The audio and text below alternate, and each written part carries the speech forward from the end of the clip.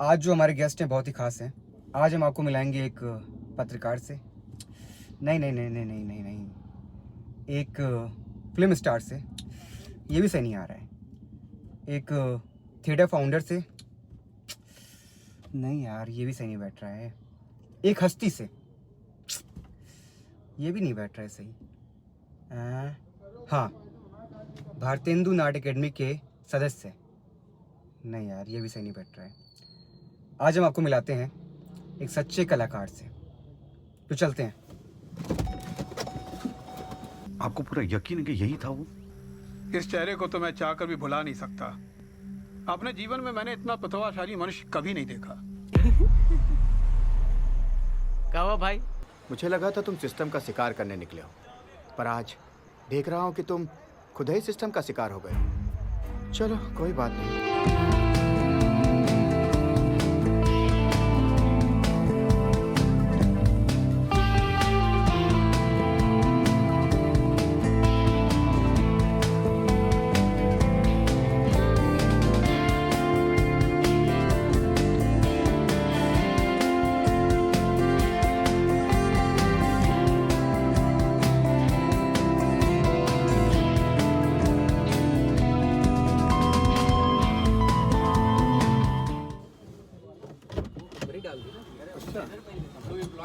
अच्छा,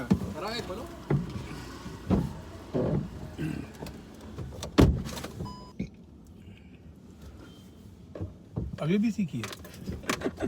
नहीं मतलब डॉक्टर फर्स्ट ड्राइव है? नहीं डॉक्टर साहब। तो हमारी बिटिया सीखने जाती थी, हम उसके साथ में बैठे होते थे। हाँ तो साला जब सामने से गाड़ी आ रही होती है ना, हाँ, तो ये लगता है कि बिल्कुल अपने से टकराने के लिए आ रही है। अरे वाह, ये मतलब भ्रम होता है। ये देखिए आज आ रहे हैं लोग। हाँ, कार वालों की सबसे बड़ी दिक्कत यही है कि सबको बचा के चलना होता है। सबको बचा के चलना होता है। तो कैसे हैं आप डॉक्टर साहब? बहुत बढ़िया। आज का मौसम तो काफ़ी अच्छा हो गया, सुबह पानी नहीं गिर गया। हाँ, रात में पानी बरसा है और अभी मॉर्निंग में थोड़ा सा बरसा था। आप देखो उधर देख रहा है, चल उधर रहा है। यही दिक्कत बहुत है इसमें। जैसे भारतीय रेल जिसमें लेट चल रही है कोहरे की वजह से, कि फॉग इतना ज़्यादा हो रहा है, क्या लगता है कब तक रहेगा यहाँ पर अभी? भाई इससे हमें बड़ी एक सख्त आपत्ति ये है कि देखो ट्रेनें कैंसिल करें आप, मतलब देखिए या तो आप बहुत ज़्यादा ट्रेनें गर्मी के पहले मतलब मौसम जैसे ही चेंज हो, हाँ। बोल दें कि अब इनका हम रिजर्वेशन ही नहीं करेंगे। हाँ। रिजर्वेशन करने के बाद कैंसिल करना ये बहुत गलत है, बहुत गलत है। अब किसी ने पता लगा शादी में जाने के लिए या किसी में जाने के लिए उसने ट्रेन का टिकट करवाया, अब आपने कह दिया आप उसको टर्मिनेट कर रहे हैं, रद्द कर रहे हैं, ये लीजिए, ये गलत है ना। तो शादी थोड़ी टर्मिनेट हो जाएगी। और क्या। अब आप उसकी जाने की व्यवस्था प्लेन से करवाइए। अब जैसे प्लेन वाले होते हैं कि प्लेन ये बढ़िया है। नहीं, फ्लाइट जब रद्द होती है हाँ। तो वो दूसरी फ्लाइट आपको देते हैं, हाँ या वो हायर जो भी आपको फास्टर कन्वेंस है वो प्रोवाइड करते हैं। हाँ, भाई अब उसी तरह प्लेन का भी करिए, ये है ना। विचार कर नहीं रहे हैं इसमें हाँ। रेल वाले। अब सपोज दिल्ली की अगर एक फ्लाइट उन्होंने रद्द की हाँ, तो वो दूसरी फ्लाइट में अकोमोडेट करते हैं, ये बढ़िया। या अलग से एक दूसरी फ्लाइट भेजते हैं कि भाई ये यात्री जो है उनको वहाँ पे पहुँचाया जाए। भाई आपकी जिम्मेदारी बन गई ना कि आपसे किसी ने पहले से बुकिंग करवाई है, सब किया है, और आप होटल में पहुंच के पहले आपने बोल दिया कि खाना हमें भूख लगी है, बहुत कस के तैयार रखो, और वो जब पहुंचे तो वो कहे साहब वो खाना तो बिल्ली ने गिरा दिया। तो आपको कितना गुस्सा आएगा। ये सही कहा। जब शादी में जाना है और टेलर से कहा कपड़े इतने टाइम दे देना, कहना हाँ ठीक है, वो आए, कहने के सर वो तो सिल ही नहीं पाए, अब आप क्या पहन के जाएंगे, आप घर से भी कपड़े लेके नहीं आए। ये सही। समस्याएं हैं रेल में, देश में। हाँ। सुधार पता नहीं कब असल तक में हो, लेकिन है चल क्या ना रहा कि है। कमिटमेंट आदमी ऑनर नहीं करना चाहता है, ये कि हमने जो वादा किया उसको पूरा कैसे करें, करनी करके इधर उधर दाएं बाएं बच के बच जाए। कब तक बचे जाएंगे ये लोग? कब तक बचाएंगे अपने बस। आप को? डॉक्टर साहब, वैसे आपका डेली रूटीन क्या है? देखो आमतौर पे हमारा डेली रूटीन जो है वो तो यह है कि मैं आला कीमत पे 12 बजे तक सो जाता हूँ और सुबह 7 बजे तक जाता हूँ। अब चूँकि है क्या 15-16 साल दैनिक जागरण में जब नौकरी की, अखबारों में अमर उजाला, तो अखबारों का रूटीन आपको मालूम ही होगा कि जो है वो शाम को 5:30 बजे से वर्किंग स्टार्ट होती है और 1:30-2 बजे तक चलती है। तो तब भी मैंने जो है अपनी आदत को बिगाड़ा नहीं, चाहे 2 बजे सोएं चाहे 3 बजे सोएं, लेकिन सुबह 7 बजे जग जाते थे और उसके बाद फिर दोपहर में आधे घंटे का आराम कर लेते थे। और आमतौर पे ये है कि अपने वही 11 बजे तक घर से निकलते हैं, 10:30 11। सर्दी वर्दी में थोड़ा सा लेट हो जाते हैं, लेकिन फिर भी ये कि अगर कहीं 8 बजे जाना है या 8 बजे की ट्रेन पकड़नी है या 6 बजे की ट्रेन पकड़नी है, तो उसी हिसाब से नहा धो के हम पूजा करके निकलेंगे। और पूजा का ये है कि असल में नहाने की एक ऐसी खराब आदत पड़ी हुई है दिल्ली की कि वो नहाओ ना तो जो है लगता है कि पूजा कैसे करेंगे, पूजा नहीं करेंगे तो लगता है दिन अधूरा रह गया। और पूजा से हमारा तात्पर्य वो नहीं है कि कोई हम बिल्कुल कर्मकांडी बिल्कुल वो करते हैं कि वो पूरा, हम इस पे विश्वास रखते हैं कि पूजा पाठ जो है आपको या धर्म है जो है वो आपको सही रास्ते पे चलने के लिए प्रेरित करता है। हाँ, सही रास्ता चुनना बहुत बस। ज़रूरी है जीवन में। हाँ, वरना फिर ये कि आप तो कहेंगे कि हम कुछ भी कर लेंगे और सही गलत कुछ भी हो हमें कोई फ़र्क ही नहीं पड़ता है। तो धर्म जो है वो थोड़ा सा आदमी को सही रास्ते पे चलने के लिए विवश करता है, उसको प्रेरित करता है और आपको एक सही दिशा देता है। ये सही। हाँ, हालांकि धर्म का बेजा इस्तेमाल जो होता है वो भी गलत है। लेकिन धर्म के नाम पे इतनी चीज़ें बढ़ चुकी हैं इस समय कि इंसान यही तो confuse हो गलत रहा है, ये गलत है ना, ये गलत है। कि यूथ भी इसमें कंफ्यूज हो रहा है, करे हाँ। तो क्या करे।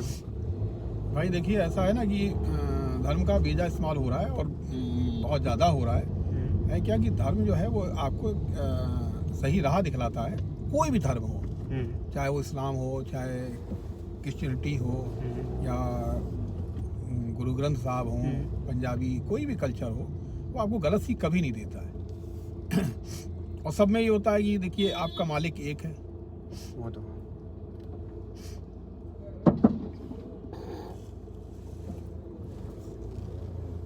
देखिए ये सीन होता है कि एक जगह है लेकिन हाँ। दो लोग लगा देंगे, वो भी फंस रहे हैं, हम भी फंस रहे हैं। हाँ। जल्दी सबको है।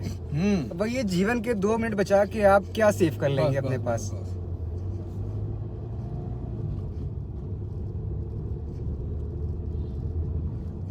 बस डॉक्टर साहब हम लोग पहुंच गए। सर आपका डेली रूटीन सुन के तो बहुत अच्छा लगा कि आपने अपने आप को बहुत ही अच्छे तरह से मेंटेन किया है और इस तरह लोग मेंटेन नहीं कर पाते हैं अपने आप को, लोग फैल जाते हैं। लेकिन दाद देनी पड़ेगी आपकी कि आप भाई देखो तो हम साथ में जितने भी लोग हैं उनको भी बताते हैं कि टाइम मैनेजमेंट बहुत ज़्यादा भाई वही 24 घंटे रामचंद्र जी के पास थे, कैसे जी के पास थे, रावण के पास थे, हमारे आग के पास हैं, रतन टाटा के पास है। वही 24 घंटे में आप कैसे उसका समय का सदुपयोग करते हैं, सारा खेल उसी का है। 5 6 7 8। डॉक्टर साहब मेरा पहला क्वेश्चन आपसे मैं करने जा रहा हूँ।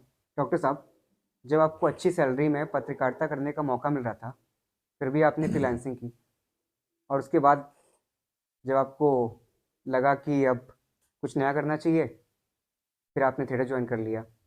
लेकिन आपके हालात ऐसे हो गए थे कि आपको दिवाली मनाने के पैसे नहीं थे। आपने ऐसा क्यों किया जबकि आपको अच्छी सैलरी ही मिल रही थी? देखिए ऐसा है कि आदमी को कुछ भी आगे अचीव करने के लिए कंफर्ट जोन से बाहर निकलना पड़ता है। और रही बात अखबार की नौकरी छोड़ने की, तो एक्चुअली मुझे लिखने का और थिएटर का शौक ये बहुत काफ़ी पहले से था। मतलब मेरा ख्याल है शायद 14-15 साल की 16 साल की उम्र थी, तब से मुझे सिनेमा अच्छा लगता था, थिएटर मुझे अच्छा लगता था, लिखने का शौक था। तो मैंने जागरण की नौकरी करने से पहले भी मैंने फ्रीलांसिंग तो बहुत पहले स्टार्ट की थी। और खुशनसीब हूँ कि पत्रकारिता की मेरी शुरुआत धर्मयुग से हुई। डॉक्टर धनवी भारती जिनका लिखा हुआ नाटक बहुत फेमस है, अंधा युग। हाँ। तो धर्मयुग से मेरी लिखने की शुरुआत हुई। धर्मयुग में लिखा, दिल्ली की एक मैगजीन, सरदार जी हमारे जो पहले गुरु थे पत्रकारिता के, हरभजन सिंह जी, उनकी मैगजीन सिने दर्पण में, और उस पर सिनेमा पे मैंने काफ़ी लिखा। तो उससे लिखने से क्या हुआ कि फिल्म वालों से मेरे कांटेक्ट अच्छे बन गए। और कहीं ना कहीं मेरे दिमाग में ये भी था कि आप अगर ऐसे सिनेमा वालों से, फिल्म वालों से मिलेंगे तो वो उतनी आपको घास नहीं डालेंगे, पत्रकारों को बड़ी रिस्पेक्ट करते हैं। तो ये भी है कि मुझे लगा कि मैं अगर इस पर लिखूँ तो मुझे वहीं से लेखन का शौक तो था ही। तो मैं फिल्मों पे लिखना चालू किया, फिल्मों की समीक्षाएं लिखी मैंने। तो एक प्रमोद चक्रवर्ती की फिल्म थी पतिता, शोमानंद उसमें थी। तो उसके बाद तो उन्होंने बाकायदा मुझे वहाँ दिल्ली में जब मुलाकात हुई तो उन्होंने बड़ा बहुत प्यार से मिले, और मुझे एक छोटी सी गिफ्ट भी दी, डायरी थी, बढ़िया डायरी थी इंडिया टुडे की। तो शोभानंद से भी मुलाकात हुई, सारे लोगों से मुलाकात हुई। तो मुझे लगा कि ये बढ़िया अच्छी चीज़ है कि पत्रकारिता के माध्यम से आप संबंध अच्छे बना सकते हैं। तो मेरी अपनी पत्रकारिता चलती रही, फ्रीलांसिंग। माधुरी में मैंने लिखा, माधुरी उस वक्त की बम्बई की सबसे बड़ी मैगजीन हुआ करती अरे थी, वाह। सुषमा। तो वहाँ पे कई लोगों से मुलाकात हुई। इसके बाद फिर मैंने अमर उजाला ने जब यहाँ पे स्टार्ट हुआ कानपुर में, तो 92 में शायद, तो वहाँ संपादक जी जो थे वो मुझे छोटे भाई की तरह मानते थे। फिर उन्होंने बोला कि आप बम्बई जा रहे हैं तो आप अमर उजाला के लिए 8-10 लोगों के इंटरव्यू करके लाइए। और उन्होंने जो पैनल एक मुझे लिस्ट बना के दी, उसमें नौशाद जी भी थे। अच्छा। और सारी दिग्गज हस्तियों, मतलब नौशाद जी, मिसेस जया बच्चन और आपके तलत अजीज, अनुपम खेर, इन सारे लोगों से मैंने इंटरव्यू लिए। क्या बात है। और फिरोज़ खान, जो अब तो बहुत बड़े नाम है, फिरोज़ खान से भी तभी मेरी मुलाकात हुई। उन लोगों ने तुम्हारी अमृता उनका बुलवाया था 92, हाँ 92 में लेके आए थे। तो इस तरह से ये थिएटर और पत्रकारिता साथ साथ चलती रही। फिर मैंने शादी के पहले एक अखबार था यहाँ पे, दैनिक गणेश, वो ज्वाइन किया। तो उसके जो ऑनर थे राधा कृष्ण अवस्थी जी, उनसे भी बहुत कुछ सीखने को मिला। होता क्या कि आप अपनी उम्र से बड़े लोगों के साथ जब संपर्क में रहते हैं तो बहुत सी नई नई चीज़ें सीखने को मिलती हैं। ये अच्छी बात की आपने। अब वो हालांकि अपने इस पॉडकास्ट से हो सकता है अलग हो, लेकिन एक व्यवहारिक जीवन की बात, वो कहते थे कि आपके पास 5,000 रुपये हों और आपकी 10,000 की ड्यूज़ हों, आपको देने हैं, लेकिन उस 5,000 में आप सबको मैनेज कर सकते हैं और आपके पास भी 1,000 रुपया रहेगा और वो 10,000 वाले शांत होकर बैठे रहेंगे। क्या बात। ठीक है। दूसरी चीज़ वो कहते थे कि कभी भी आप जैसे किसी से काम करवा रहे हैं और वो आज भी प्रैक्टिकल दिखलाई पड़ता है, सपोज आपने घर पे वाइट वॉशिंग का काम करवा रहे हैं या टाइल्स का काम करवा रहे हैं या बिजली का काम करवा रहे हैं, उसने अगर आपको बताया 8,000 रुपया, तो आप उसको थोड़ा कसिए, क्योंकि वो फितरत है आदमी की, वो अपनी काम के ज़्यादा पैसे आपको बताएगा। फिर से थोड़ी बार्गेनिंग कीजिए और जब तक काम पूरा ना हो जाए उसको पूरा पेमेंट मत करिए। वरना पूरा पेमेंट कर दिया फिर आप उसके चक्कर लगाएंगे, वो फ़ोन नहीं उठाएगा। ये सही है। और अगर आपके ऊपर पैसे उसके बाकी निकल रहे हैं तो वो बार बार आपको फ़ोन करेगा। तो ये तमाम व्यवहारिक चीज़ें जो उनसे सीखी। फिर 94 में जब मैरिज हुई, तो मैरिज के बाद हमारे यहाँ पे संपादक एक हुआ करते थे जागरण में, अब तो बहुत बड़ी ऊंची पोस्ट पर हैं, राजीव सचान। वो मेरे मित्र थे बहुत अच्छे। तो वो बोले कि नहीं देखिए वो जब फ्रीलांसिंग से काम नहीं चलेगा, अब आपके डेली के खर्चे होंगे, बच्चे होंगे, अभी 1-1.5 साल बाद फैमिली होगी, तो आपको मंथली कुछ चाहिए होगा, तो ऐसे कैसे काम चलेगा। तो हमने कहा नहीं सब चल जाएगा। कहने नहीं नहीं आप फालतू की बात कर रहे हैं, आप ऐसा है कि हमने आपका नाम भेज दिया है और आपका एक रिटर्न होएगा और उसके बाद संपादक जी से इंटरव्यू। हमने कहा भाई कहाँ खाम खाम पचड़े में फंसा रहे हैं। खैर वो नरेंद्र मोदी इस वक्त जिंदा थे और शायद दिसंबर का महीना था 97, हाँ। तो राजीव सचान जी बैठे थे, मेरा इंटरव्यू हुआ और मैंने एज ए अप्रेंटिस क्या ट्रेनी जर्नलिस्ट मैंने जागरण ज्वाइन किया। 1,800 18,500 रुपये सैलरी थी। चलता रहा जीवन, अपने तमाम मुश्किलें भी आई, उतार चढ़ाव आए जीवन में। फिर जागरण में जब समझिए एक अच्छी पोजीशन, और थिएटर मेरा साथ साथ चल रहा था। आप समझिए कि रिहर्सल कोई जैसे देख रहा है, PS निगम है या कोई भी डायरेक्टर है, हमारा ग्रुप चलता रहा।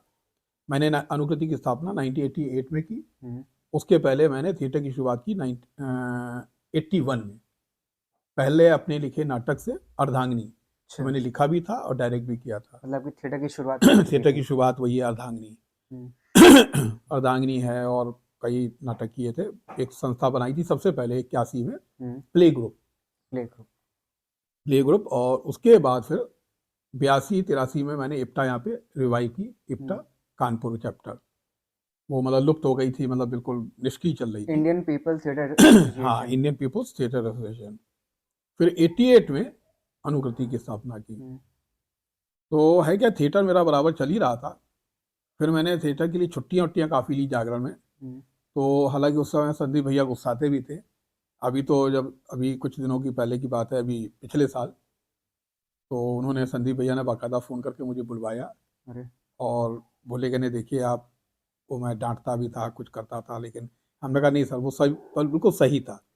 क्योंकि जागरण में प्रेशर के की वजह से ही मैंने बहुत सारी चीज़ें सीखी। जैसे मैं कंप्यूटर पे पूरा काम कर लेता हूँ, अपनी फाइलें बना लेता हूँ, वो काम मुझे आता ही नहीं था, वो जागरण के बदौलत सीखा। जागरण ने ये बताया आपको कि कम शब्दों में अपनी बात कैसे कहें, अच्छा। वो खबरों के माध्यम से सीखा। और ये सारा करते करते फिर मुझे जब पीछे मैं बैक में जाता हूँ कि 2012 में फिर मुझे जब ये लगा कि उस 2011 में हमारी रिपोर्टरी बनी, कानपुर की पहली रिपोर्टरी मिनिस्ट्री ऑफ कल्चर से। तो मुझे लगा कि अब जो है काम थोड़ा सा बढ़ेगा, और उसके बाद मैंने नौकरी छोड़ी। और 2012 में जब मैंने जागरण की नौकरी छोड़ी, उस समय मेरी 20-22 हज़ार रुपये तनख्वाह थी, पर कट कटा के 15,000 रुपये लगभग मिलते थे। वो नौकरी छोड़ी मैंने, BRS लिया, और उसके बाद पूरा थिएटर में। लेकिन थिएटर का कीड़ा आपके अंदर आया कहाँ से, ये जानना चाहूँगा मैं। थिएटर का कीड़ा ऐसे आया कि जब मैं पत्रकारिता कर रहा था और उसी दौरान मैंने कुछ नाटक वाटक भी देखे। मनोहर सिंह जी का एक नाटक देखा, ओमपुरी जी का देखा, आधे अधूरे। अरे वाह। ओमपुरी नहीं कर रहे हैं, ओम शिवपुरी। ओम शिवपुरी, ये मेरे ख्याल से बात है 82-83 की। ओम शिवपुरी और सुधा शिवपुरी उनकी वाइफ, और अमोल पालेकर अशोक का रोल उसमें करते थे। अच्छा। और सीमा भार्गव बिन्नी या किन्नी बनती थी। तो मैंने कमानी में वहाँ पे दिल्ली में शो देखा, तो मुझे लगा कि मतलब ये भाई सिनेमा है, उसमें आपको लाखों रुपए चाहिए, आपको प्रोड्यूसर चाहिए, तब करेंगे, तब बनाएंगे, फिल्म बनाएंगे। मुझे लगा कि अपने आप को एक्सप्रेस करने का, अपने आप को अभिव्यक्त करने का थिएटर एक सस्ता और अच्छा माध्यम है। हाँ। आधे अधूरे देखने के बाद मुझे लगा। उसके बाद मैंने मनोहर सिंह जी का प्ले देखा, बेगम बरवे, राजेंद्र गुप्ता, मनोहर सिंह और विजय कुछ करके थे, एक 3 एक्टर थे। तो वहीं उसी दौरान समझिए कि 81-82 में यहाँ पे बादल सरकार की वर्कशॉप हुई। अच्छा। श्याम हरि सिंह गांधी आर्ट गैलरी में, कानपुर में। तो मैंने भी उसमें भर दिया। अरे वाह। फादर हमारे थे उस वक्त, फादर थे, फादर हाँ नाराज भी हुए उस पर, मदर ने थोड़ा सपोर्ट किया। खैर मैंने उसको वर्कशॉप को कर लिया। वर्कशॉप करने के बाद मुझे लगा कि अब थिएटर करना चाहिए। फिर हमने अर्धांगिनी, अपना जो पहला एक लिखा नाटक था, उसके लिए एक प्रोड्यूसर मिल गया। तो लाजपत में मर्चेंट चैम्बर में उसके शो किए। अच्छा। हालांकि उसमें भी बड़ा एक दिलचस्प किस्सा है कि वो बेचारा निखार टॉकीज में मैनेजर था। अच्छा। तो उसने कमाई वमाई अच्छी की थी। तो बोला कि मैं प्ले करना चाहता हूँ, प्रोड्यूस करना चाहता हूँ। मैं कहा भाई करो, नुकसान देखो हो सकता है, क्योंकि फायदे की गारंटी है नहीं है। और वाकई में उस टाइम में बेचारे का दोनों शोज में, मतलब लाजपत वाले शो में शायद 8-10 हज़ार तक नुकसान हुआ था उस टाइम पे। हाँ उस टाइम में। फिर दूसरा एक बंदा मिला, तो उसने जो है वहाँ पे शो किया मर्चेंट चैम्बर में, उसको नुकसान कम हुआ। अच्छा, एक मेरा अपना तजुर्बा ये भी है कि आप किसी नए काम को जब करते हैं और बहुत ज़्यादा उसमें इन्वेस्टमेंट कर देते हैं, पैसा खर्च कर देते हैं, ताम झाम ऑफिस ये वो सब, आपको मिनिमाइज, कम से कम खर्चे में कोई काम शुरू करना चाहिए। मैंने 3-4 बार देखा है।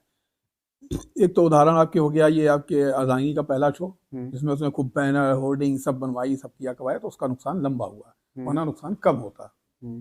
उसी तरह अनुकृति की एक ब्रांच खुली हमारी दिल्ली में, शायद 2006 या 7 या 8 में ऐसे ही। तो उसमें जो मैडम थी नीतू श्रीवास्तव, उन्होंने 25,000 रुपये पर मंथ का एक वो पूरा लिया हॉल। अच्छा। लक्ष्मी नगर में। तो हमने उनसे कहा भी, मैं इतना आपने महंगा कर लिया है, 25,000 रुपये पर मंथ किराया उसका, फिर बिजली का, चाय पानी सब मिला के 35-40 हज़ार रुपये महीने। और वही हुआ, 4-5 महीने उन्होंने अपने हस्बैंड के 2-2.5 लाख रुपए डुबो दिए, आउटपुट निकला नहीं, बंद हो गया। तो ये कि कम पैसे में आप अपने आप को शुरुआत करना चाहिए, तो उससे आप अर्निंग करते जाइए और उस चीज़ को एनहांस करते जाइए। डॉक्टर साहब, थिएटर की बातें हों और किताबों पे चर्चा ना हो तो मैं पॉडकास्ट को अधूरा मानूंगा। तो मैं जानना चाहूँगा कि आपकी सबसे प्रिय बुक कौन कौन सी हैं? प्रिय बुक में तो देखिए कुछ हमारे प्रिय राइटर हैं, जैसे कि आपके अमृता प्रीतम और आपके कमलेश्वर जी, मोहन राकेश और डॉक्टर धर्मवीर भारती। अरे वाह। अब अमृता प्रीतम की अगर बात करें तो अमृता प्रीतम जी की एक रसीदी टिकट तो सबने पढ़ी है, खूब सुनी है, खूब चर्चा में रही। एक उनका उपन्यास है कोरे कागज। कोरे कागज। कोरे कागज। और ये कई साल पहले मैंने पढ़ा, मेरे ख्याल से शायद 20-22-25 साल पहले। हम्म। और कोई रद्दी वाला रद्दी लेके निकला था, हम्म। तो हम लोग भी कुछ रद्दी का कुछ पेपर वेपर बेच रहे थे उसको। हम्म। तब तक मेरी नज़र पड़ी उस पर, तो उसका पहले पेज वैसे एक आधा कुछ फटा हुआ था, आगे का फ्रंट पेज। मैंने वो रद्दी वाले से खरीद ली। अरे वाह। तो उसके बाद मैंने उसको पढ़ा, बहुत ज़बरदस्त है। आप लोगों को जिसको भी मौका मिले अमृता प्रीतम का ये आपके कोरे कागज, कोरे ये कागज जरूर पढ़ें। अमृता प्रीतम। हाँ, बहुत ज़बरदस्त है, बहुत ज़बरदस्त। मैं शब्दों में बयान नहीं कर सकता। उसको पढ़ते समय एक बेटे और माँ की वो कहानी है। और माँ की डेथ हो चुकी है, माँ की वो अस्थि विसर्जन के लिए अस्थियां लेके जा रहा है। अरे वाह। तो माँ की अस्थियां जो उससे बात कर रही हैं और वो जो फील कर रहा है, और माँ ने जो कष्ट सहे, वो सारी चीजें वो उसके जो फ्लैशबैक में दिखलाते हैं स्टोरी के अंदर। वो मतलब इतना सजीव चित्रण है कि उसको पढ़ते पढ़ते आपको ये लगेगा कि यार आसपास सब कुछ पूरे कैरेक्टर घूम रहे हैं। जब बहुत जबरदस्त है। उसी तरह आपके अंधा योग इनका धर्मवीर भारती जी का जबरदस्त है। कोई मतलब उसकी मिसाल, मतलब बेमिसाल कहेंगे उसको। फिर मुझे पढ़ने लिखने का कुछ शौक रहा, फिर मैंने बाद में इसका तो क्या नाम है आपके कोरे कागज की दोबारा एक ऑनलाइन एडिशन मंगवाया, मंगवा के उसको अपने पास रखा, सुरक्षित रखा। लौलिता है मेरे पास, है ना। और उसके अलावा आपके एक राइटर हेनरी हैगर्ड राइटर हैं, उनकी एक इंग्लिश की का उपन्यास है शी, रहस्यमयी। वो है, वो मुझे मतलब बहुत अच्छा लगा, फिर मैंने उसको भी मंगा के रखा। उसमें एक लेडी की कहानी है जिसकी उम्र लगभग 500 साल से ज़्यादा है। अरे। और उसके संपर्क में, वो खूबसूरत बहुत है, उसके संपर्क में जो भी आता है वो उसको मार देती है, उसका खून पी लेती है। अरे। तो उसके अंदर जैसे कहते नहीं कि आत्माओं का वास है। हाँ। और वो तमाम जो उसकी जो ताकतें हैं, जो युवा बढ़िया अच्छे से जो जो मिलते मिलते गए, कई लोगों का मर्डर करती है, वो सारे उसके अंदर है। तो रहस्यमयी, तो ये इस तरह की कुछ ऐसी चीजें हैं। उमराव जान, ये देखा है कि औरतें खून ज्यादा पीती हैं। हाँ हाँ, ये तो मानेंगे। नहीं सारी औरतें तो नहीं, लेकिन हाँ। और ये है कि वो उसके अलावा आपके अगर उस पर बात की जाए तो एक वो है 10 टू पाकिस्तान, खुशवंत सिंह की। हाँ, हाँ। इस पे तो खैर हमारे सुमन जी हैं, उन्होंने नाटक भी लिखा है, नाट्य रूपांतरण भी किया है, अभी अमर शाह ने उसका शो किया है। ये सारे सब बेहतरीन, तो पढ़ना जरूर चाहिए आदमी को। हाँ। क्योंकि आज पढ़ने से होता क्या है कि आपका सपोज दैट एक राइटर है, उसने 20 साल के तजुर्बे से आपके कोई उपन्यास लिखा, आपने उसको पढ़ा, तो उसके 20 साल का जो एक इन्हेंसमेंट है, उसकी जो अपनी एक रिचनेस है, उसने जो तमाम चीज़ें कलेक्ट की हैं इधर उधर से, उसका कुछ हिस्सा आपको ही मिल गया। यानी आपकी अपनी ज़िंदगी में 20 साल का नहीं तो 15 साल का तजुर्बा या 10 साल का तजुर्बा और बढ़ गया। ये सही कहा। तो ये फ़ायदा होता है पढ़ने का। मैं जानना चाहूँगा, जब आप टेलीविज़न और फिल्म कर रहे थे उसका अनुभव कैसा है? क्योंकि मैंने सुना है कि आप बहुत सारे क्राइम पेट्रोल ये सब कर चुके हैं, आपकी बैक टू बैक 3 पिक्चरें आपने लास्ट ईयर करी हैं। फुकरे है आपने करी थी, असुर करी थी, थर्ड नेम मुझे याद नहीं आ रहा कंजूस अभी। मक्खी चूस। कंजूस मक्खी चूस।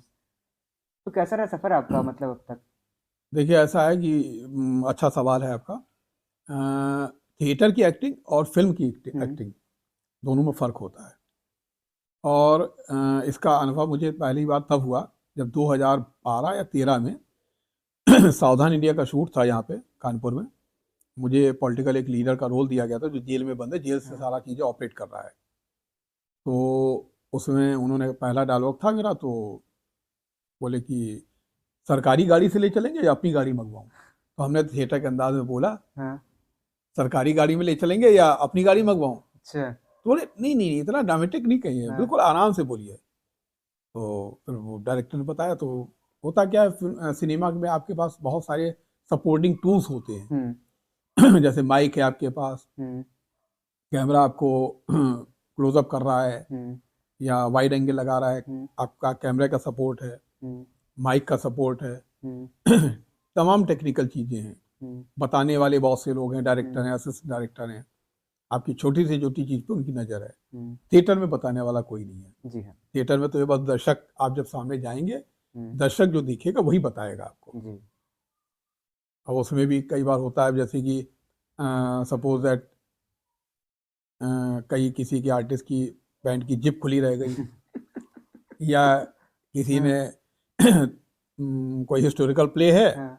वाइट साड़ी के नीचे मतलब कच्छा काले रंग का पहन लिया, अब वो साफ दिख रहा है। ये होता है ऐसा, कई हाँ, बार होता है। माधवी में हुआ, हाँ, माधवी हम लोग 86 में कर रहे थे। कर्नल श्रीवास्तव ने सफेद धोती पहनी हुई थी, हम्म, और उसके नीचे काले रंग का कच्छा पहन रखा था, हम्म, और वो दिखा। हम्म, तो हमें पहले ही एंट्री के बाद हम्म, किसी ने जाके बताया हम्म, कि सर वो उसने काले रंग का कुछ नीचे पहन रखा, वो दिखे साफ दिख रहा है ये रोशनी में। अच्छा। फिर हमने कहा कि जाके भैया तुम्हें अगर टाइम मिले तो उसको चेंज कर लो। हम्म, तो है क्या कि सिनेमा और थिएटर में यही है कि थिएटर में आप जैसे परिवर्तन कर सकते हैं, हाँ। सिनेमा में आप नहीं कर सकते। एक बार शूट हो गया, सब हम्म, कुछ हो गया, या तो उसको रीशूट कीजिए हम्म, या फिर वो है। ये तो अपनी अपनी सीमाएं हैं अलग अलग। मैंने सुना है कि खबरें हैं मेरे पास कि आपके पास ढेर सारे बक्से हैं जिसमें आपके अवार्ड छिपे हुए रखे हैं। अब भैया ये ऐसा है क्या ना कि राज है? अलमारियों में लगे रहते थे, हम्म, उसके बाद जब अलमारियां छोटी पड़ने लगी हम्म, तो हर साल दिवाली पे 12 15 20 जो भी होते हैं हम्म, पुराने वाले, हम्म, वो बोरे में भर के हम्म, ऊपर टांग पे रख दिए जाते हैं। अच्छा। अब घर का स्पेस भी लिमिटेड है। हम्म, अब ये समझ लीजिए कि अभी हमने 2 साल 3 साल पहले एक बार, भाई होता क्या है, देखिए काम खूब आप करिए, बहुत अच्छी बात है, लेकिन उस काम का फिर आर्काइविंग करना वो बड़ा मुश्किल काम होता है, टेढ़ा काम होता है। हम्म, आप सोचिए कि भारत सरकार के पूरे डिपार्टमेंट हैं, अभिलेखागार, हम्म, वो आर्काइविंग करते हैं, पूरे बड़े बड़े हॉल होते हैं। यहाँ 36 साल 37 साल की आर्काइविंग हमारे पास है, हम्म, अनुकृति की। हम्म, अब उसमें समझिए कि तमाम ब्रोशर इकट्ठे कर लेते थे, तो उसमें हमने 10 10 ब्रोशर रखे, बाकी ब्रोशर हटाए। हम्म, एक बोरा लगभग चीज़ें हटा चुके हैं। हम्म, भाई होता क्या ना कि आपकी हर साल की मतलब इतने मोटा एक गट्ठर बना हम्म, न्यूज़पेपर की कटिंग और ये सब चीज़ों हम्म, का, अब उसको क्या करेंगे आप, कहाँ रखेंगे? हाँ ये भी। तो अब ये स्थिति है कि अब फिर हमको एक बार सफाई करनी पड़ेगी, क्योंकि अलमारियों में अब गुंजाइश फिर खत्म हो रही है। अच्छा। ये और अकाउंट्स के कागज़ होते हैं, संस्था के और लेन देन के कागज़ होते हैं, फाइलें होती हैं। तो हालांकि मैंने कपूर साहब से, हमारे जो सीएम से पूछा है, हम्म, तो उनका कहना है कि 3 4 साल का रखने के बाद बाकी सब आप जला सकते हैं, अच्छा। ये क्योंकि इनकम टैक्स भी जो है शायद 5 साल के पहले से पुरानी चीज़ नहीं मानता है। अच्छा। डॉक्टर साहब, अभी कुछ दिनों पहले एक न्यूज़ आई थी, हम्म, थिएटर के जाने माने कलाकार आलोक चटर्जी जी नहीं रहे। हाँ सुना है काफ़ी क्लोज थे आपके, काफ़ी बातचीत आपकी होती रहती थी उनसे। हाँ, बहुत भले आदमी थे, और समझिए कि हमारे फेसबुक पे भी फ्रेंड थे, हमारे पास उनका व्हाट्सअप नंबर भी था, मैसेजिंग भी होती रहती थी। हम्म, उनका एक प्ले है बहुत जो फेमस, नट नट सम्राट सम्राट। मैंने देखा है। हाँ, उसके हाँ। बहुत सारे शोज किए उन्होंने, और उन्होंने ये भी किया है एक सपने की मौत। हम्म, एक सपने की मौत हालांकि हम लोगों ने भी किया है। हम्म, और इनफैक्ट ये कि एक सपने की मौत के लिए तो मैं कुछ नहीं कहना चाहूँगा, लेकिन ये कि वो नट सम्राट में उनकी बेमिसाल अरे अदाकारी, बहुत अच्छा। और सबसे बड़ी बात कि बहुत अच्छे इंसान थे। हम्म, 3 4 साल पहले की बात होगी, जब मैंने उनका नंबर लिया था, 4 5 साल पहले मुझे नंबर उनका मिला, भोपाल का। इनके एक मित्र हैं जयंत देशमुख जी। हम्म, तो जयंत देशमुख जी की हमने 1 2 वर्कशॉप की हैं ऑनलाइन, तो जयंत देशमुख जी का भी नंबर है, आलोक जी का भी नंबर है। मुझे नट सम्राट की स्क्रिप्ट चाहिए थी, हम्म, और कानपुर के एक बड़े दिग्गज रंगकर्मी हैं, उन्होंने नट सम्राट के बहुत सारे शोज किए। हम्म, मैंने उनसे भी कहा, कई लोगों से कहा, लेकिन मुझे नहीं मिल पाई। हम्म, फिर मैंने एक बार उनको मैसेज किया, आलोक जी को। हम्म, हमने कहा सर आपने नट सम्राट की कई शोज किए हैं, हम्म, उसकी एक स्क्रिप्ट की अगर पीडीएफ, हम्म, बेचारों ने दूसरे दिन हमको स्क्रिप्ट उसकी पीडीएफ अरे भेज दी। वाह। बहुत अच्छे इंसान थे। फिर अभी जब बीमार पड़े थे, हम्म, उसके बाद स्वस्थ होकर घर आए थे, पिछले साल की बात है, हम्म, तो हमारी फिर बातचीत हुई। तो लेकिन उसके बाद दोबारा जब गए हॉस्पिटल, हम्म, तो बेचारे फिर नहीं आ पाए, हुआ नहीं पाए। बहुत अच्छे इंसान थे, बहुत अच्छे रंगकर्मी थे, एमपीएसडी के डायरेक्टर भी रहे। हम्म, और समझिए कि उनके साथ ही के लोग हैं, अशोक मिश्रा जी राइटर हैं, कुछ लोग और हैं। तो बहुत अच्छे, बहुत बढ़िया इंसान थे। कहते हैं जब कलाकार दुनिया छोड़ के जाता है हाँ तो अपना एक अंश छोड़ के जाता है। हाँ, बिल्कुल छोड़ के जाता है। उन्होंने नट सम्राट का अपना एक अस्तित्व हाँ छोड़ के गए उसमें अंश, जो सबके दिलों में आज भी है। भाई देखिए, एक कलाकार जो होता है वो, मेरा मानना है कि कभी नहीं मरते हैं, हम्म, वो हमेशा जिंदा रहते हैं। चाहे वो देवानंद साहब, देवानंद जी की बात कर लीजिए, या ओम शिवपुरी की बात कर लीजिए थिएटर के, या आपके मनोहर सिंह, हम्म, तो ये सब अपने नाटकों के, हबीब तनवीर जी, हम्म, सफदर हाशमी, हम्म, ये सारे लोग अपनी कृतियों के जरिए, अपने नाटकों के जरिए, अपनी नाटकों की रिकॉर्डिंग के जरिए, अगर फिल्म कलाकार है तो अपनी फिल्मों के जरिए, हम्म, गायक है तो वो अपने गीतों के जरिए, हम्म, लता जी हों या आपके नौशाद जी हों, हम्म, ये कलाकार जो होता है, जो किसी भी फील्ड का कोई एक अच्छा एक व्यक्ति होता है, हम्म, वो कभी नहीं जाता है। वो अपनी कृतियों के जरिए हमारे सामने हमेशा मौजूद रहता है, अरे वाह, चाहे वो अमृता प्रीतम हो, चाहे लेखक हो। तो आप कुछ ऐसा कुछ करके जाइए जो आपकी एक लोकप्रिय हो, हम्म, लोग पसंद करें उसे, हम्म। तो फिर वो आपकी चीज़ जो है वो आपको हमेशा आपकी याद दिलाती रहेगी। क्योंकि हम लोग इस दुनिया में बिन वजह आते हैं, बिन वजह जाते हैं। हाँ बस वो वजह हम लोग को ढूंढनी होती है कि हम किस लिए आए हैं। हाँ, सही कह रहे हो। एक चीज़ पूछना चाहूँगा आपसे और, हाँ कि आपने जब अमिताभ बच्चन जी का इंटरव्यू लिया, जब हाँ, आप पत्रकारिता में थे, वो आपने कैसे ले लिया देखिए ऐसा एक्सपीरियंस? है कि अमिताभ जी का इंटरव्यू क्या, मैं गया था बम्बई हम्म, कुछ काम से, हमारे हम्म, साथ में दो तीन फ्रेंड भी थे। हम्म, एक हमारे बैंक ऑफ बड़ौदा के अनिल वर्मा है, वो भी थे साथ में। हम्म, तो वहाँ पे ये हुआ कि कई लोगों से मुलाकात हुई। उसके बाद हम्म। वो बोले कहने कि यार डॉक्टर, अगर अमिताभ बच्चन जी से मुलाकात करवा दो आप, अच्छा। तो मतलब मज़ा आ जाएगा, वो हो हम्म, जाएगा, मतलब पार्टी देंगे बढ़िया सी। हाँ, तो वही हमारे पत्रकारिता का टूल काम में आया। हाँ, वहाँ पे उनके यहाँ फ़ोन किया, पता किया, तो पता चला कि वो फिल्मिस्तान में हम्म, इंद्रजीत फिल्म की शूटिंग कर रहे हैं। हम्म, अब ये हुआ कि इंद्रजीत फिल्म के जो प्रोड्यूसर हैं, हम्म, वो रमेश बहल एक डायरेक्ट प्रोड्यूसर हुआ करते, तो उनके बेटे हम्म, कपिल, हम्म, तो फिर कपिल कपूर, हम्म, तो कपिल कपूर खैर उनसे फिर मुलाकात हुई, वहाँ पे हम्म, गए हम्म, और इंद्रजीत के सेट पे अमिताभ जी से मुलाकात हुई। हम्म। इंटरव्यू तो नहीं लिया, इंटरव्यू तो मैंने उनका जया बच्चन जी का लिया था, अरे वाह। लेकिन अमिताभ जी से मुलाकात हुई बहुत अच्छी। हम्म, और वो फोटो पता नहीं क्या नहीं रहा। हम्म, उन्होंने बाकायदा, मुझे तो आज भी याद है कि हम्म, जब मेरे सामने वो आए हम्म, सीन करने के बाद, कोई हेलीकॉप्टर से कुछ सीन वीन चल रहा था कि उसमें वो बम फेंक रहे हैं, मैंने फिल्म नहीं देखी है, हम्म। वो बम कैच कर लेते हैं, अच्छा। वो वाला सीन करने के बाद आए। तो कपिल जी ने मुलाकात करवाई, कहने देखिए कुछ हमारे मेहमान आए हैं, हम्म। पत्रकार भी हैं, जर्नलिस्ट भी हैं, और यूपी से हैं। कह रहे अरे यूपी से, तब तो जरूर मिलूंगा। अरे वाह। और सामने आए, मिले। हम्म। तो जब उन्होंने हाथ मिलाया तो मुझे आज भी याद है, मुझे ऐसा लग रहा था कि मेरे सामने कोई पता नहीं भीम का व्यक्ति खड़ा है, अरे वाह। और मैं खुद नर्वस हुआ था।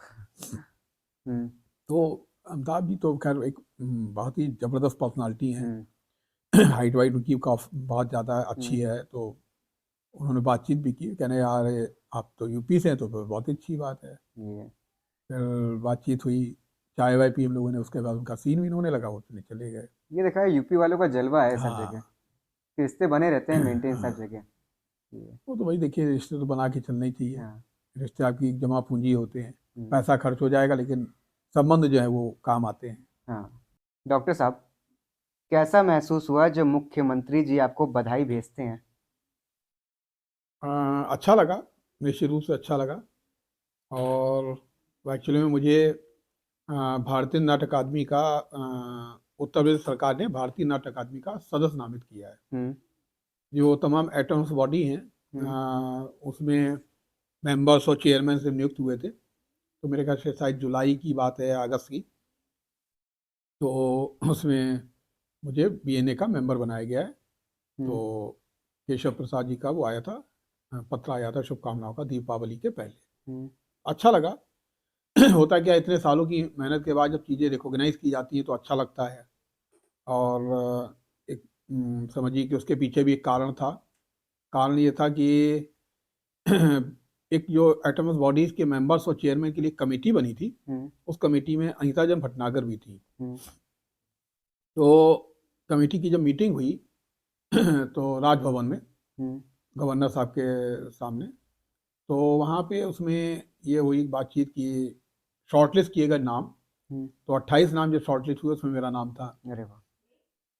फिर उसके बाद वहाँ पे फिर युवा की मुझे मेंबर भी बनाया गया। हम्म, तो है क्या कि वो अब उसमें लोगों को, हालांकि कुछ लोगों को आपत्ति भी थी, हम्म, कुछ लोगों को लगता है कि मतलब वैसे होता क्या कि आपको किसी के काम को निष्पक्ष भाव से देखना चाहिए। अच्छा।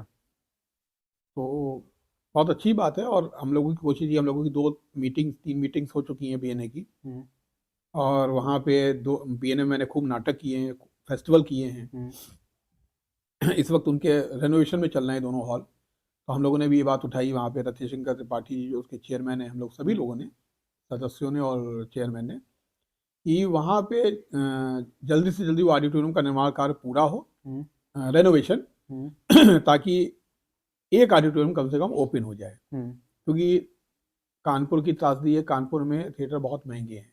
हम्म, चाहे वो मर्चेंट चैम्बर हो या लाजपत हो। हम्म, तो हम लोगों को मजबूरी होती है, व्यवस्था होती है कि हम लोगों को थिएटर करने के लिए, अपने शोज करने के लिए हम्म, लखनऊ जाना पड़ता है। हम्म, तो लखनऊ में अच्छे ऑडिटोरियम हैं और सस्ते मिल जाते हैं। अभी भी वाल्मीकि है, 6-7 हज़ार रुपये मिल जाता है हम्म। With lights.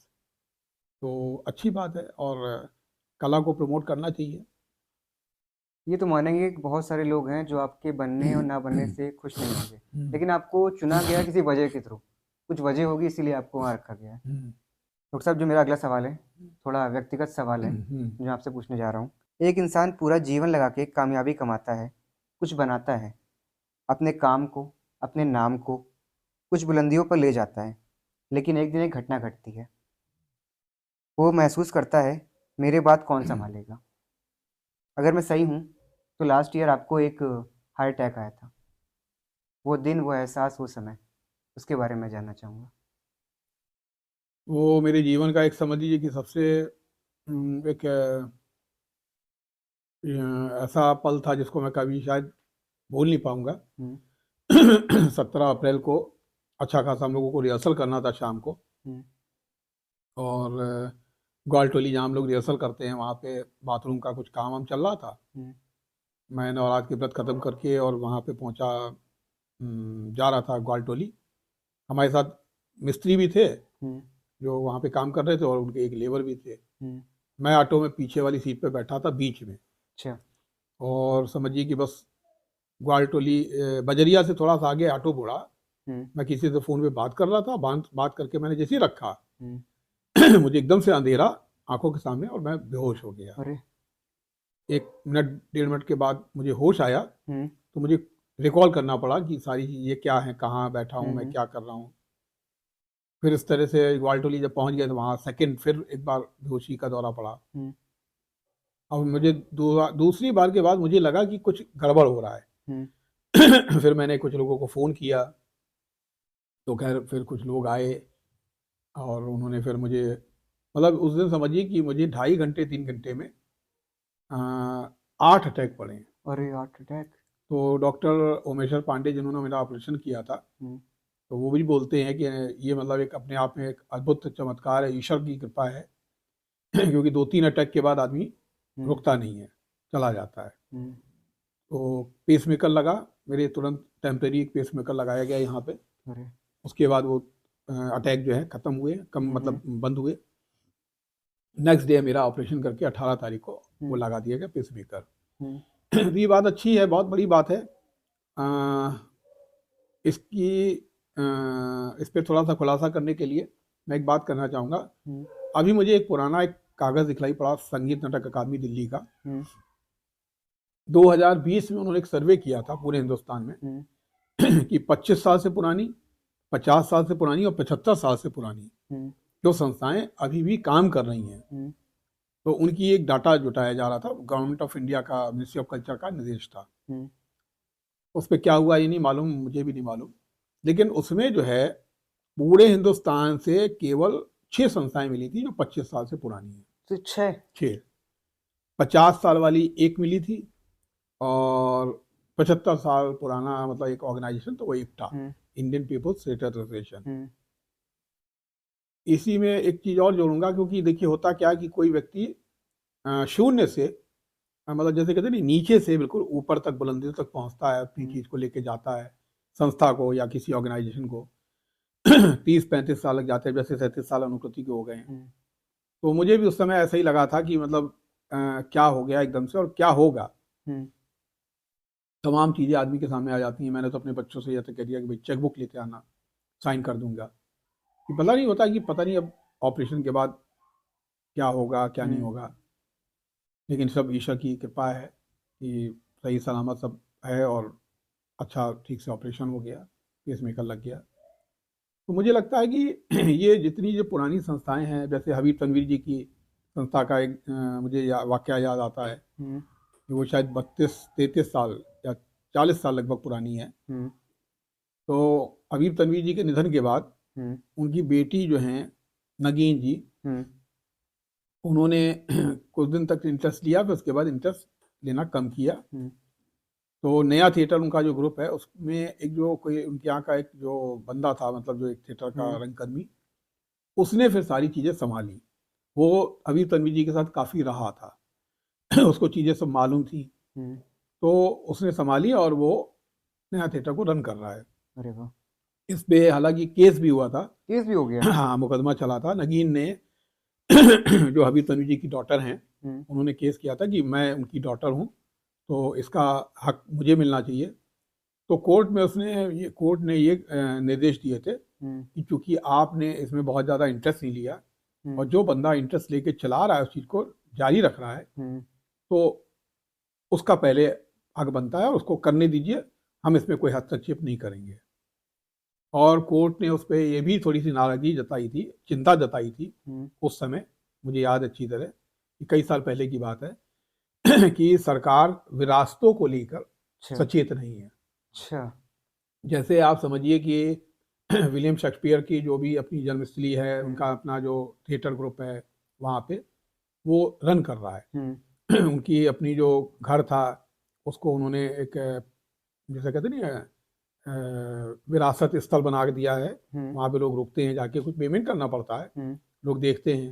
लेकिन हमारे यहाँ मुंशी प्रेमचंद लम्हे उनकी पता नहीं किस हालत में है, गॉड नोस।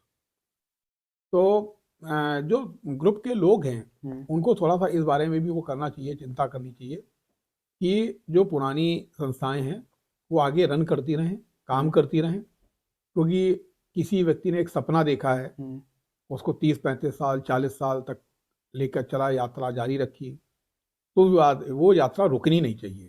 सही, उसमें कम से कम अपना एक अंश डाल देना चाहिए कि वो जो यात्रा है वो आगे बढ़े, बस बढ़ते ही रहे।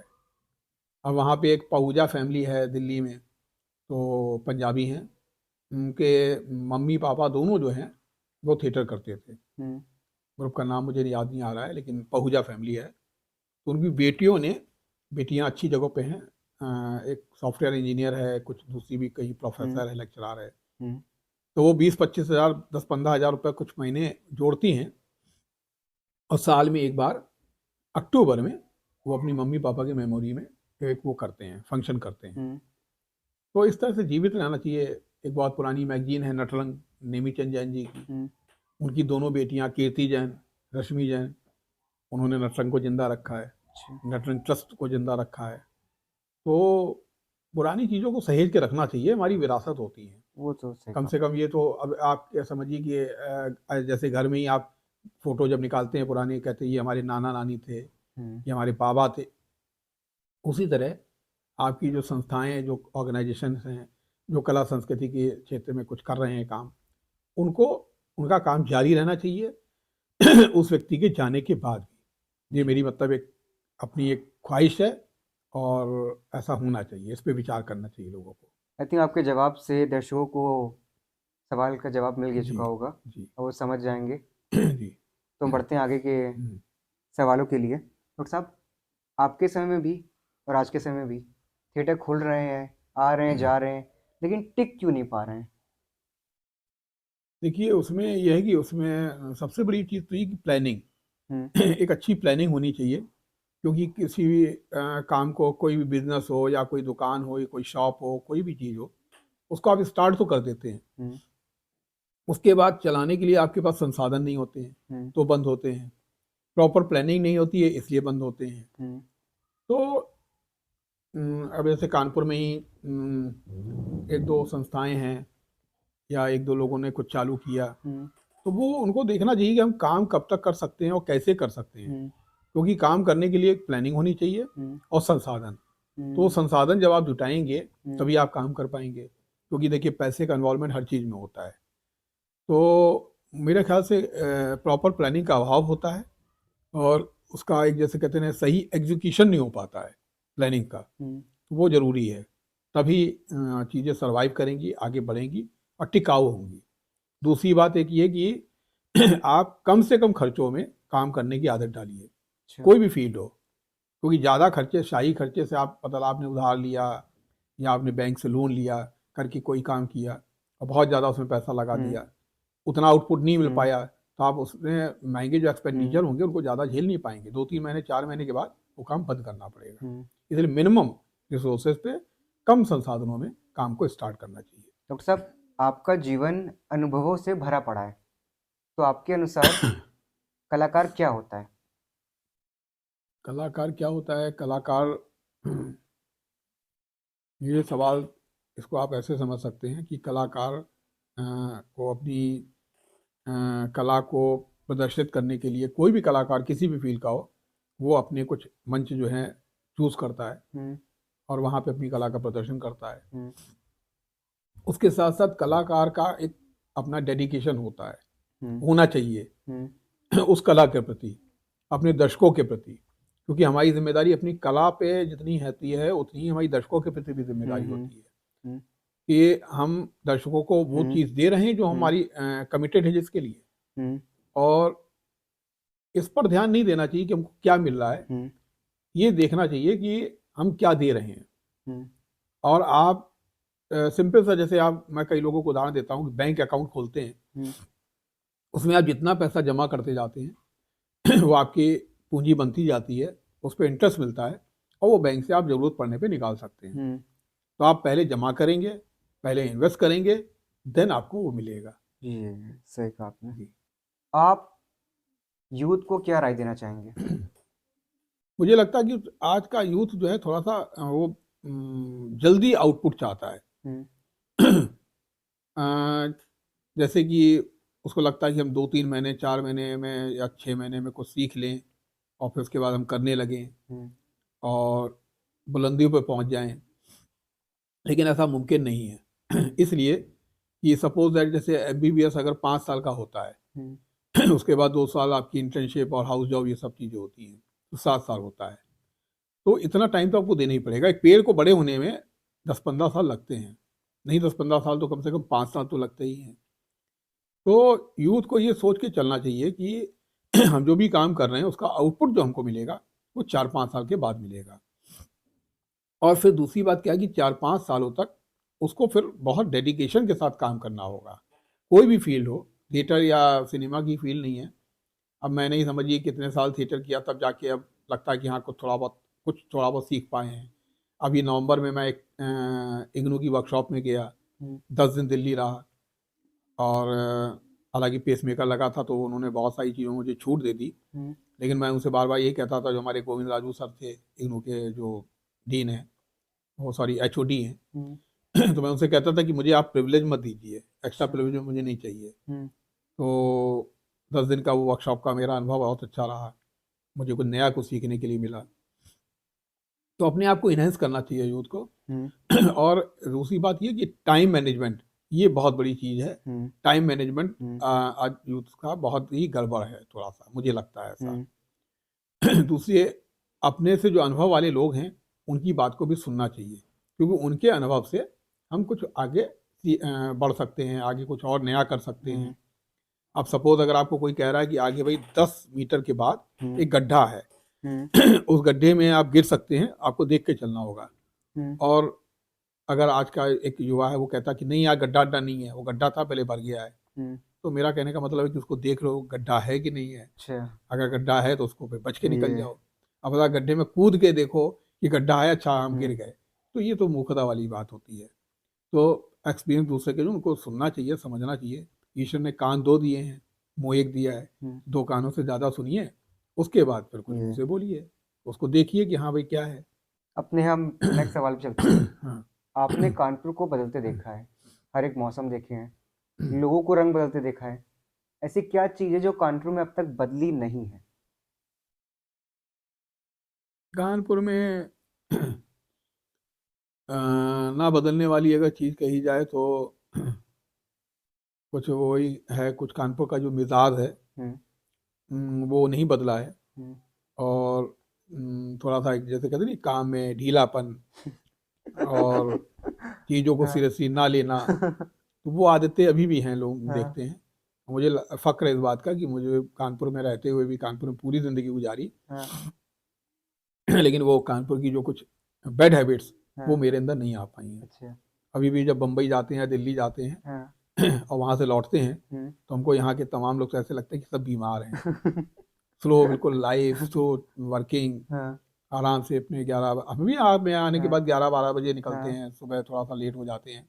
लेकिन अगर हमें कहीं जाना होता है, हम्म। किसी को कोई कमिट किया होता है, कमिटमेंट होता है, कहीं कुछ प्लान होता है, प्रोग्राम होता है, तो मैं जल्दी उठ के तैयार होता हूँ, तैयार होके जाता हूँ, सारी चीज़ों को कर्टल करता हूँ। हम्म। और देखिए है क्या, टाइम मैनेजमेंट यही तो है ना, कि आप 24 घंटे 1 मिनट नहीं बना सकते हैं, हम्म। लेकिन जो 24 घंटे आपके पास हैं हम्म। उसका प्रॉपर उपयोग कर सकते हैं। हम्म। इट मीन्स आपको अपने सोने का टाइम सही करना पड़ेगा, हम्म। मोबाइल कम देखना होगा, हम्म। और बाकी जो सोने का टाइम है वो उसको कम कर लीजिए। मतलब उसी से कर कर आके आपको एडजस्टमेंट करके अपने वर्किंग आवर्स को बढ़ाना होगा। वर्किंग आवर्स जब आपके सही होंगे, आपका ओरिएंटेशन सही होगा, फोकस सही होगा, तो आप काम उसको समय पे कर पाएंगे। एक चीज़ नहीं बदल पा रही कि आदमी वक्त पे नहीं पहुंचता है। हाँ, ये तो बिल्कुल वक्त बहुत। के बाद पहुंच हाँ जाएगा, वक्त से हाँ, पहले तो पहुंचेगा ही नहीं। 5 बजे का अब रिहर्सल में ही हम 5:30 का समय देते हैं, हाँ। 6 बजे से स्टार्ट होता है। हम्म। उसमें कुछ लोगों की तो मजबूरी मान सकते हैं कि भाई वो ऑफिस में हैं, हम्म। ऑफिस से लेट आ रहे हैं, इसलिए लेट आ रहे हैं। लेकिन कुछ तमाम ऐसे लोग हैं जो उनका के पास ऑफिस वाला कोई चक्कर नहीं है, रिटायर हो चुके हैं, वो भी जो है 6, 6:15 आते हैं। तो ये थोड़ा सा मेरी एक गुजारिश है कानपुर के लोगों से कि टाइम के पाबंद हो। हम्म। अगर 5:30 का, मतलब यहाँ पे तो एक बिल्कुल जैसे एक धारणा बना रखी है कि 5:30 का अगर आप समय देंगे तो आधे घंटे का मार्जिन आदमी लेके चलता है यहाँ का, वो नहीं होना चाहिए। आप टाइम जो भी हो उस टाइम पे, बिफोर टाइम 5 मिनट पहले पहुंचे, 5 मिनट लेट क्यों पहुंचे, ये जरूरी है। डॉक्टर साहब, थिएटर बनते हैं, बिगड़ते हैं, खुलते हैं, बंद हो जाते हैं, लोगों का आपके साथ मतभेद होता है, लेकिन मन भेद क्यों नहीं हो पाता है? क्योंकि देखिए ऐसा है, मेरा जो भी डांट फटकार होती है हम्म। वो किसी स्पेसिफिक आपकी आदतों पे होती है, हम्म। और हमारी कोशिश यही होती है कि जो बैड हैबिट्स हैं उनको आप ठीक करिए, सुधारिए। हम्म। आपका टाइम मैनेजमेंट सही होना चाहिए, आपके सीखने का तरीका सही होना चाहिए। हम्म। अब तमाम लोग थिएटर में ऐसे आते हैं जो सीखने के लिए, तो वो क्या करते हैं कि वो एक स्पेसिफिक करेक्टर उस पर फोकस करते हैं। हम्म। हम कहते हैं ये गलत तरीका है। आप पूरी स्क्रिप्ट को जब पढ़ेंगे, किसी भी आप नाटक को पूरा जब पढ़ेंगे, तो आपका पूरा एक नाटक का जो एक पूरा बैकग्राउंड है वो आपको समझ में आएगा। हम्म। फिर आप किसी करेक्टर पे काम कर सकते हैं। अपना आत्म मूल्यांकन भी करना चाहिए कि हम किस करेक्टर के लिए फिट हैं। अब आप 25 साल या 30 साल के युवा क्या रोल अगर मुझसे आप उम्मीद करें तो कैसे हो संभव होगा। उसी तरह एक हालांकि कुछ ऐसे भी एक्टर हैं हमारे यहाँ जिन्होंने, अब जैसे कि हमारे यहाँ एक लड़की अंकिता शुक्ला, तो अंकिता ने मतलब जो है उसमें हमारे यहाँ एक सपने की मौत में काफ़ी मैच्योर रोल था, वो किया था। अभी आरती हमारे यहाँ कर रही हैं पुरुष में तारा का रोल, जो कि 45-50 की उम्र है कम से कम। तो है क्या कि वो आदमी को अपनी चीज़ों पे फोकस करना चाहिए, और ये सोचना चाहिए कि अगर हम कह रहे हैं तो कहने का मकसद क्या है पीछे। सीखने की प्रक्रिया देखिए 2 तरह की होती है, इंटरेस्ट और नीड। अगर आपका इंटरेस्ट है तो वो चीज़ सीख सकते हैं, आप जल्दी सीख पाएंगे। नीड है आपकी तो भी सीख पाएंगे। और अगर इन दोनों में से एक भी चीज़ नहीं है, एक भी चीज़ कम है, इंटरेस्ट है नीड नहीं है, तो आपकी सीखने की प्रक्रिया बहुत स्लो हो जाएगी। इसलिए इंटरेस्ट और नीड ये 2 चीज़ें हैं जो सीखने की प्रक्रिया को रफ्तार देती हैं। तो मेरा मनभेद इसीलिए नहीं हो पाता क्योंकि मेरा किसी से व्यक्तिगत कोई दुराव नहीं होता है, कोई गिला शिकवा नहीं होता है। मेरा केवल ये होता है कि काम वो अच्छे से करे। अगर समय दे रहा है तो अपना भी समय खराब ना करे, मेरा भी समय खराब ना करे। ये सही बात बोली आपने। डॉक्टर साहब, आपने पूरे भारत में अपने थिएटर प्ले खेले हैं। ऐसा कोई राज्य बचा नहीं है हिंदी का राज्य जहां आपने प्ले ना किया हो। आपने कानपुर को एक तरह से रिप्रेजेंट किया है, लेकिन क्या ये सफ़र इतना आसान था? सफ़र इतना आसान तो नहीं था। और होता क्या कि अगर हम भी ये सोचते कि कुल्लू से अगर हमको बुला रहे हैं तो आने जाने का किराया दे रहे हैं कि नहीं दे रहे हैं, नहीं दे रहे तो हम नहीं जाएंगे। हमने कभी एरोगेंट होकर थिएटर नहीं किया।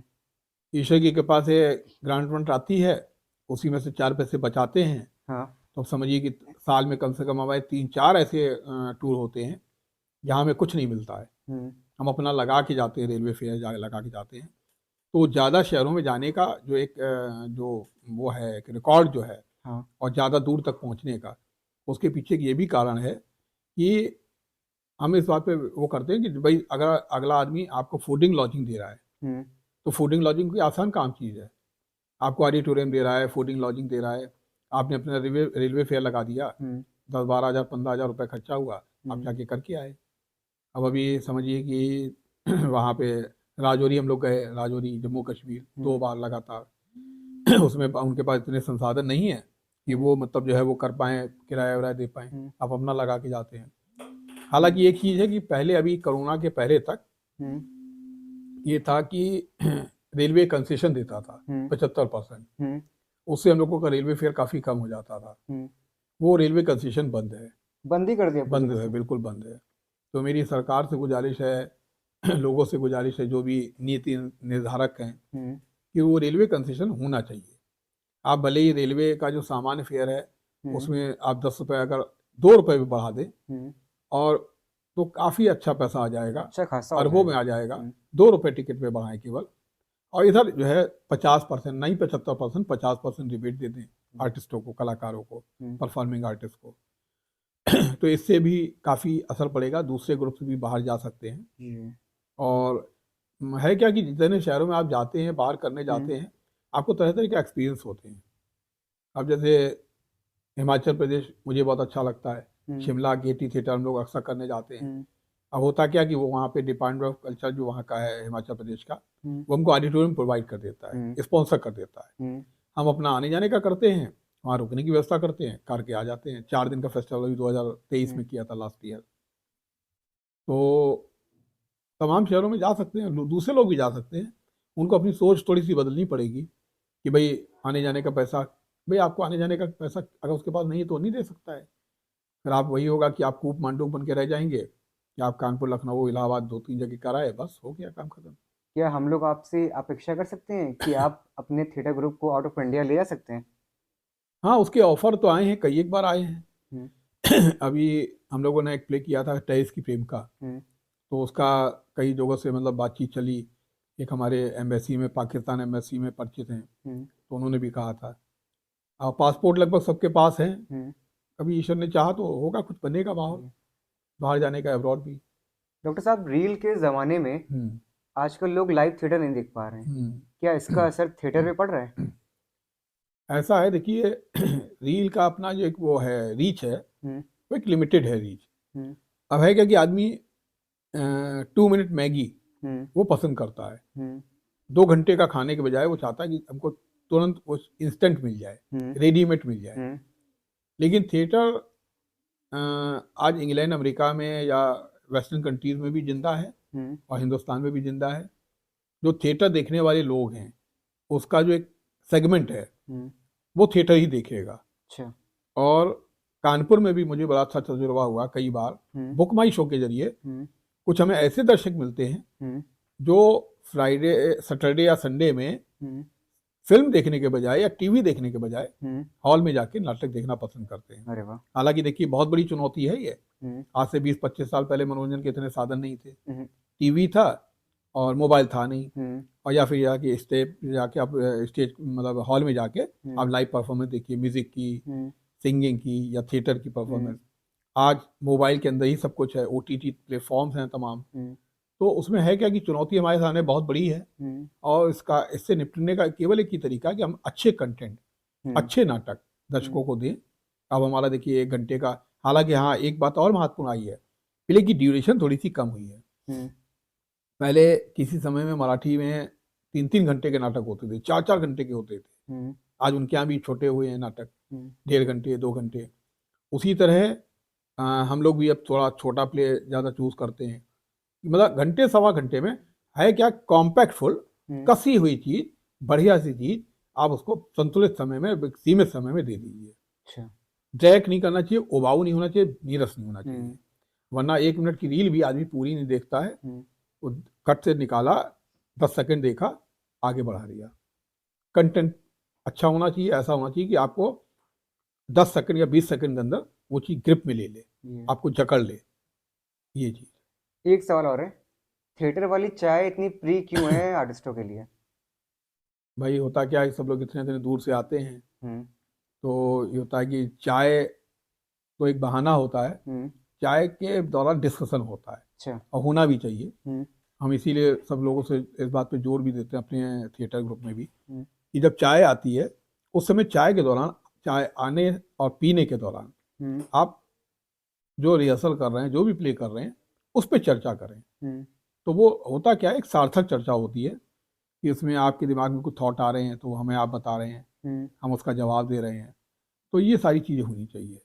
तो थिएटर की जो चाय होती है, पूरे हिंदुस्तान का वही हाल है कि बहुत ज़्यादा कुछ नहीं हम लोग कर पाते हैं थिएटर वाले, बहुत समृद्ध नहीं है थिएटर, हिंदी का थिएटर खासतौर से। तो चाय सभी लोग पीते हैं और साथ में बैठ के पीते हैं, अच्छा लगता है। ये तो अब कुछ सवाल आपसे कानपुर के लिए पूछूंगा, जी। रैपिड फायर होंगे, आपको जवाब जल्दी से देना होगा। ठग्गू के लड्डू। ठग्गू के लड्डू बेहतरीन है, उसमें हमने भी एक 2-3 साल पहले एक शॉर्ट फिल्म हम लोगों ने शूट की थी वहाँ पे, और बंटी बबली में भी दिखलाए गए। और वो अग्नोत्री जी जो है, उनके पहले एक छोटा सा ठेला हुआ करता था, आज तो क्या दुकान है, ब्रांड बन चुका है, कई दुकानें हैं। तो ठग्गू का लड्डू निश्चित रूप से कानपुर की एक अपनी पहचान है। बनारसी चाय। हाँ, बनारसी चाय भी उसी तरह जैसे कि ठग्गू के लड्डू है, ऐसी बनारसी चाय भी पहचान है। उसका मलाई डाल के देना और चाय का बढ़िया स्वाद होना, ये अपने आप में हैं बिल्कुल अलग चीज़ें हैं। सीसामाऊ बाजार बहुत क्लोज है आपके। सीसामाऊ बाजार क्लोज है, हालांकि बस हुआ है कि वहाँ पे अतिक्रमण इतना ज़्यादा हो जाता है कि पैदल चलने की भी जगह नहीं रहती है। अभी 3 दिन पहले फिर वो वहाँ पे अतिक्रमण पूरा अभियान चला है, लोगों को हटाया गया है थोड़ा सा। अब भाई सड़क से आप अपनी दुकान से निकल के फुटपाथ पे आइए, फुटपाथ के बाद आप सड़क पे आ जाइए, तो जब सड़क पे भी आ जाएंगे तो सड़क पे निकलने की जगह नहीं बचेगी। तो मेरे ख्याल से अतिक्रमण नहीं होना चाहिए, लिमिटेड होना चाहिए, ताकि लोग आराम से आ जा सकें। क्योंकि आपने तो बाजार को पूरा बदलते देखा है आपने। हाँ, ये मानूंगा। अब सीसामाऊ बाजार जैसे पीछे एक सब्जी मंडी थी, जो कानपुर के लोग हैं, पुराने लोग जानते होंगे, वो सीसामाऊ बाजार में जो सब्जी मंडी थी वो अब 90% खत्म हो चुकी है। खत्म हो चुकी है। केवल 10% सब्जी वाले बचे हैं, वरना हम भी जब आज से 20 साल 25 साल पहले सब्जी लेने के लिए वहीं जाते थे। अब वो सब्जी के ठेले हमारे घर के आसपास, नेहरू नगर में, तमाम जगहों पे लगने लगे हैं। उसका मुख्य कारण ये भी कि बेरोजगारी है, तो लोग अपने एक ठेले पे अपने सब्जी बेचते हैं।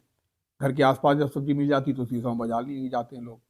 सीसामाऊ बाजार जब नहीं जाते सब्जी मंडी, तो वहाँ की दुकानें खत्म हो चुकी हैं। जेके मंदिर। हाँ, जेके मंदिर भी अद्भुत है और आज भी खूबसूरत है। जब भी कोई बाहर से आता है, चंडीगढ़ से हमारी एक टीम आई थी सुरेश शर्मा जी की 8-10 साल पहले, तो उन्होंने कहा था कि जेके मंदिर हम देखने जाएंगे। ले देखे कुछ 2-3-4 चीज़ें हैं कानपुर की ऐसी जो देखने वाली हैं, उनमें जेके मंदिर भी है। मोती झील बहुत पुरानी चीज़ है तो। हाँ, मोती झील भी बढ़िया अच्छी जगह है, हम लोग कभी वॉक के लिए मॉर्निंग वॉक पे जाते थे। मोती झील बढ़िया अच्छी जगह है। और गंगा बैराज का अगर मैंने नाम ही नहीं लिया तो पॉडकास्ट, तो मैं क्या ही कहूँ उसके बारे में। हाँ, गंगा बैराज भी बढ़िया अच्छी जगह है, हम लोगों ने अपनी एक आधी शॉर्ट फिल्मों का शूट भी वहाँ पे किया है, और अच्छा मतलब वहाँ पे काफ़ी डेवलप किया गया है, खूबसूरत जगह है। डॉक्टर साहब, पॉडकास्ट को हम लोग अब यहीं ख़त्म करते हैं। अच्छा लगा आपसे बात करके यहाँ पर।